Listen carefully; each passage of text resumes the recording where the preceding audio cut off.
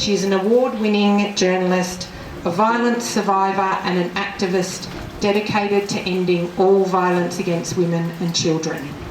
Sherele is also the founder and operator of the Red Heart Movement and the Australian Femicide Watch, including the Australian Femicide and Child Death Map, and the Memorial to Women and Children Lost to Violence. She is an absolutely amazing woman, and it has been amazing, Sherele, to be with you here today as you have really guided us in installing this mural. Sherele. It's been really great being here. It's taken quite a few months to find a wall in Ballarat and to get everything nailed down, but we got there in the end. We're looking at a 12-month commitment, so at least until International Women's Day next year, and who knows, we have a fair bit of wall space, so we may even continue beyond that. You will notice that there's gaps. It's not because we're missing cards, it's because I know that I'm going to be adding more women into the red space, into the green space, into the purple space and the blue space. It's not that violence is inevitable, it's just that right now we don't have the cure for this very preventable epidemic of femicides. Let me just explain a little bit about the mural to you.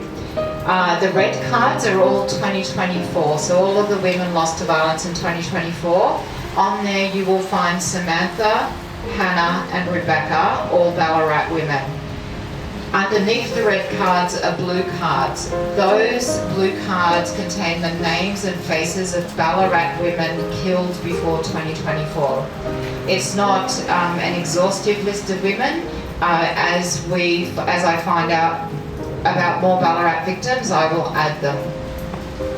The green cards are last year. So 2025 women lost to violence, and down the end are the purple cards. We already have 11 for this year. So those all represent 2026. As I said, the mural does grow, so as women are killed, you will find new cards emerge. As I confirm deaths from previous years, you'll find that they will slowly fill the space. In 6 months it will look quite different to what it does now. This shouldn't happen to anyone. And we just don't know when it's going to stop. Like Sherele was saying, there's more room there for others. We just don't know what's going to happen. No parent ever imagined that they would place their daughter's face on a memorial wall, and yet here we are, alongside other families, surrounded by the faces of so many women who have lost their lives to violence. But her death was not isolated.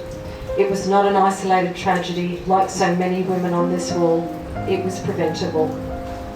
Our family no longer accepts that nothing can be done. We no longer accept the silence. Silence does not protect women, it buries them.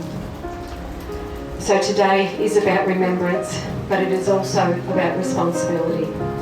We cannot keep saying this has to stop and then look the other way when it's happening next door. We cannot see abuse and controlling behaviour and stay silent. We cannot watch our mates disrespect, belittle or intimidate their partners and say nothing. We cannot wait until another woman dies to connect the dots. We cannot keep expecting families to fight for answer and seek justice. We cannot keep losing daughters, sisters, mothers, aunties, nieces and friends.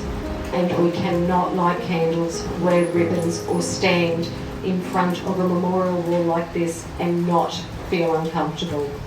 Because discomfort is where real change begins. So today, we are not only here to honour these women, we are here to create change. So not one more woman, not one more daughter, and not one more Courtney.